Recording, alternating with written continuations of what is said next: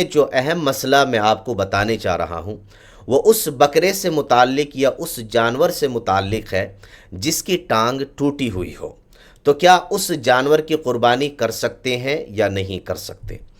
तो देखिए मेरे अजीज़ दोस्तों, जिस जानवर की टांग टूट चुकी है या उसकी टांग में चोट लगी हुई है तो उसकी दो ही सूरतें हो सकती हैं। या तो वो टूटी हुई टांग, चोट लगी हुई टांग को उठाकर सिर्फ 3 टांगों से चलता होगा, या वो चौथी टांग भी जो टूटी हुई है या जिसमें चोट लगी हुई है उसको ज़मीन पर लगाकर टेक कर यानी सहारा लेकर चारों टांगों से चलता होगा। अगर वो सिर्फ 3 टांगों पर चल रहा है और चौथी टांग जिसमें चोट लगी हुई है उसको ऊपर उठा कर के रखता है, ज़मीन पर उसको नहीं टेकता, उस पर थोड़ा बहुत भी सहारा नहीं लेता, तो फिर ऐसे जानवर की कुर्बानी करना जायज़ नहीं है।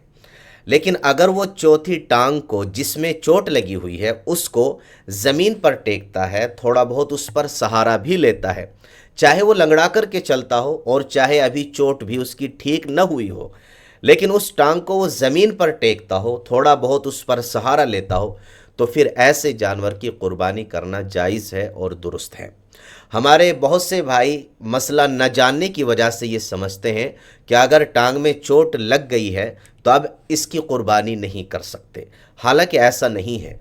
अगर ये चोट लगी हुई टांग को ज़मीन पर टेकता है, सहारा लगाता है, तो फिर उसकी कुर्बानी जायज़ है, दुरुस्त है। अगर उसका सहारा नहीं लेता, उसको ऊपर उठा करके रखता है, ज़मीन पर नहीं टेकता, तो फिर उसकी कुर्बानी जायज़ नहीं, दुरुस्त नहीं होगी। तो इस वीडियो को ज़्यादा से ज़्यादा शेयर कीजिए ताकि ये मसला सभी को मालूम हो सके और जिन लोगों को इस मसले की ज़रूरत है वो इस वीडियो से फ़ायदा हासिल कर सकें।